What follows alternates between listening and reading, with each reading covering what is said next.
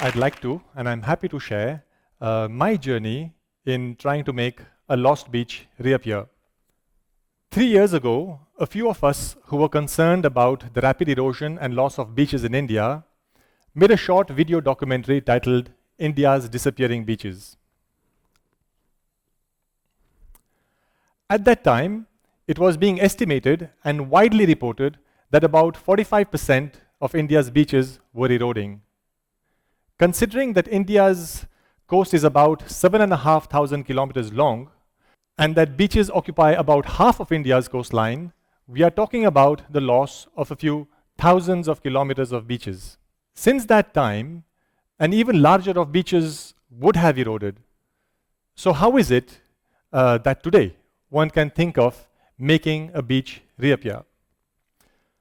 With this background, the title of this talk might also appear to suggest that I, or some of us, possess something like a magic wand that makes lost beaches reappear with just one flick of this magic wand. Well, the fact is that this impression is in a way not very far away from the truth. And what might surprise you is that I believe you too have this magic wand, all of you. And this magic wand is what I call the power of the will. Now, let me try and explain how the power of the will and the science of making a lost beach appear are closely linked to each other. And this brings me to the story of my relationship with the sea and the coast. I have lived most of my life in this coastal town of Pondicherry. Till my early 20s, I spent almost all of my free time on the beach and in the sea, either snorkeling, skin and scuba diving, surfing, windsurfing, and also beachcombing. For those who are unfamiliar with the science and the art of beachcombing, this is an activity when you walk along the beach for kilometers at a stretch, trying to find all the interesting things that wash up on the sandy shores. Very often, looking also for that elusive piece of ambergris which whales produce in their stomach and is worth more than gold. Unfortunately, I didn't find any, and I'm not as rich as I could have been, maybe. So as I spent time on the beaches year after year, during the different seasons, I found that beaches are not just a heap of sand, an inert sand, but that beaches provide several ecological functions and services that we usually tend to take for granted. Here in India, beaches are used by several millions of traditional fisherfolk who use the beach for landing their fishing boats as well as their fish catch. Beaches also act as a natural barrier against cyclones and tsunamis, for instance, by acting as a buffer between the sea and the land. There's also another less known but very critical function of beaches in which they actually protect the groundwater that is on the coast from mixing with the seawater. Beaches are also very important natural habitats for several marine and coastal forms of flora and fauna. The most well-known example being sea turtles that need beaches for their nests. Without beaches, they cannot lay their nests. They cannot make their nests and lay their eggs.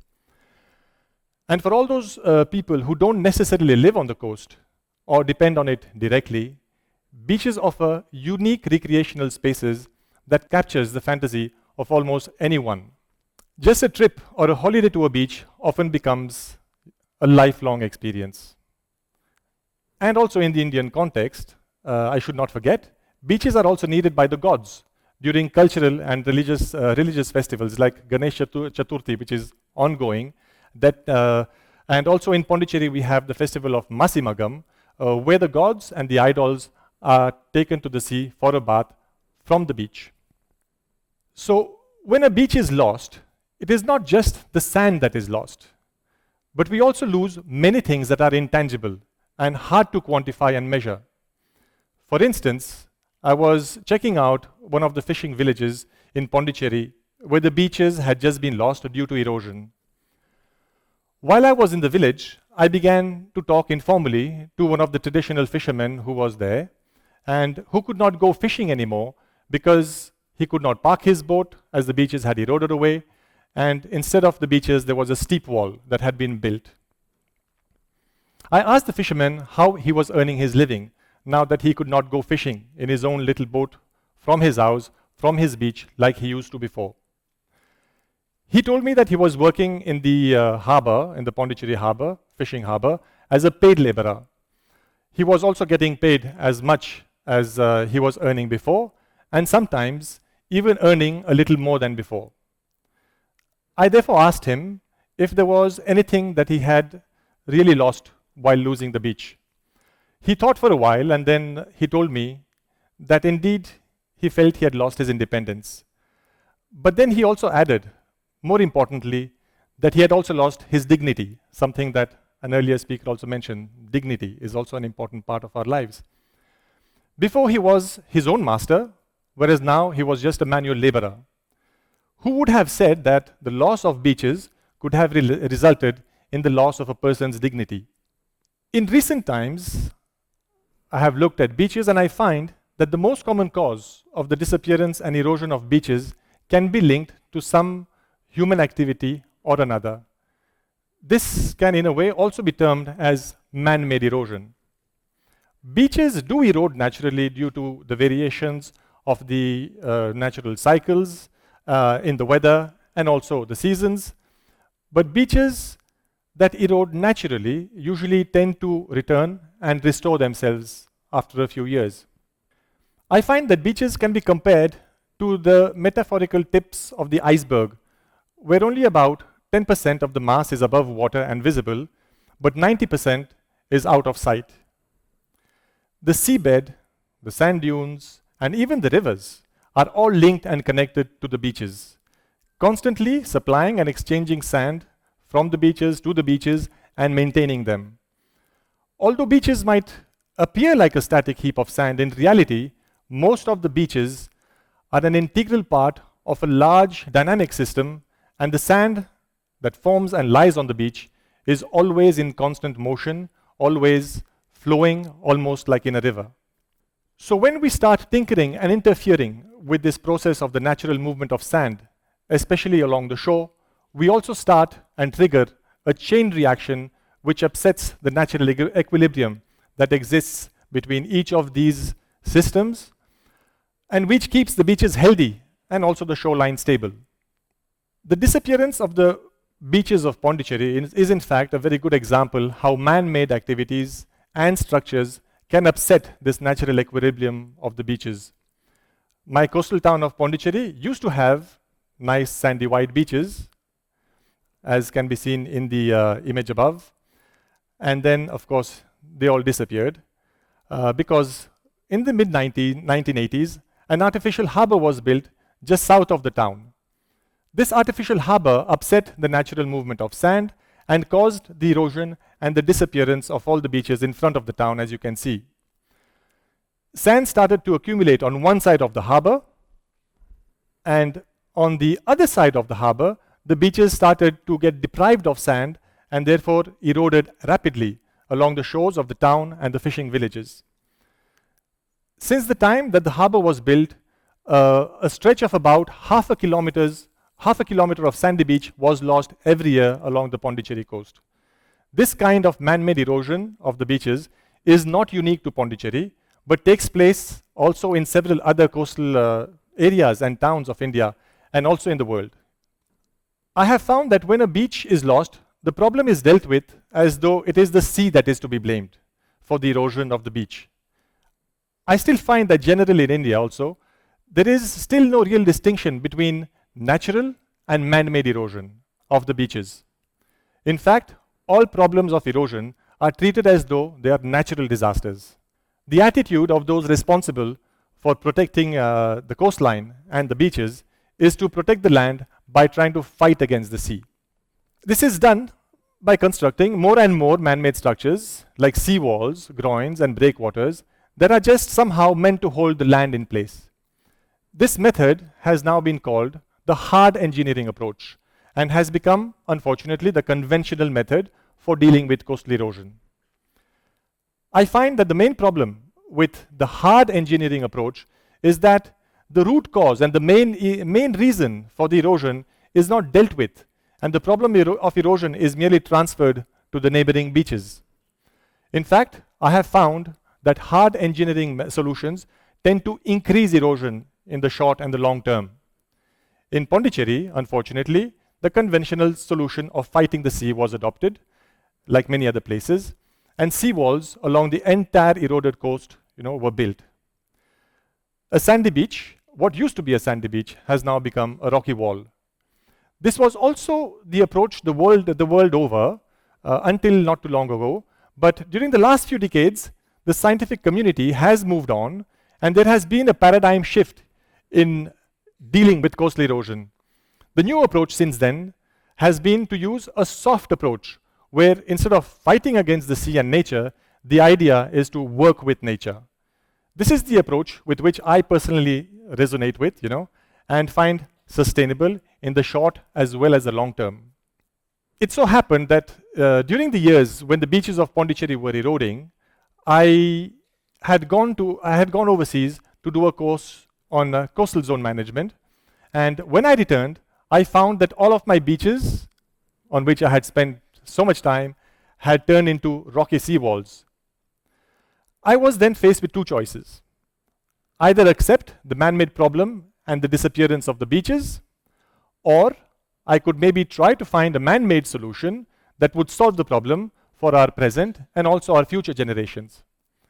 A few of us, some of whom also formed the NGO PondyCAN, decided that we cannot accept this unnecessary and useless man-made destruction of the beaches to be allowed to continue. So we began looking for solutions to fix this problem and bring the beaches back. Not only in Pondi, but also in India.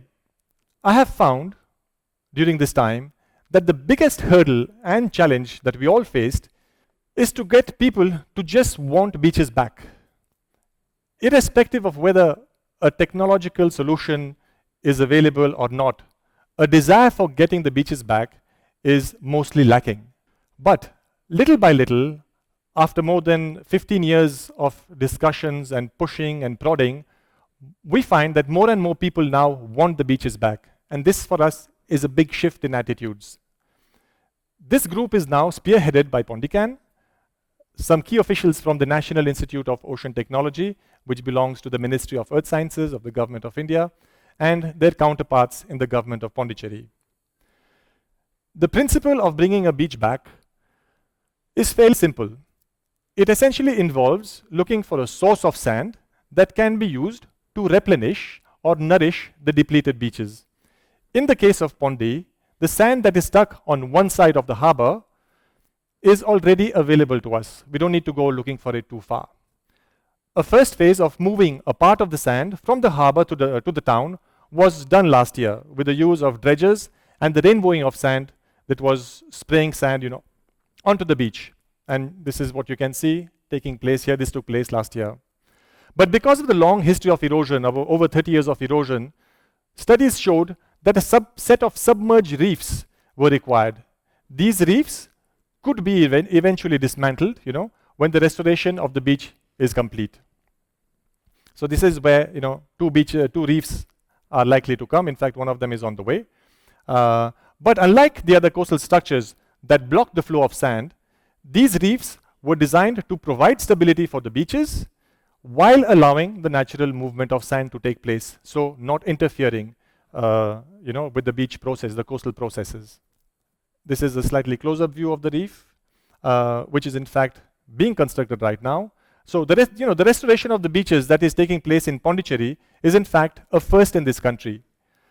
The designers of these reefs, Sanctuary Beach, who have worldwide experience, have also told us that there are certain technological and design elements that are being used for the first time in the world. So it's quite an innovation, in fact. Thank you. Yeah, it's an innovation both, at the national as well as at the global level. The submerged reef, which is usually made, with rocks or concrete, has been made with a steel frame, which has not been tried elsewhere before. Ironically, though, even though this is an out-of-the-box idea, it has resulted in the making of a gigantic steel box, which you will see in the slides that will come next. The project to restore the beaches of Pondicherry began last year, and the signs are encouraging. And this is what you can see here, this giant out-of-the-box steel box. This is when it was being built. This is when it was launched. This happened just 2 weeks ago, so it's freshly baked. It's a freshly baked story. The next, please. Yeah. And this is how the reef is being formed, and it's eventually being sunk, and it'll be underwater. And in fact, now it is underwater.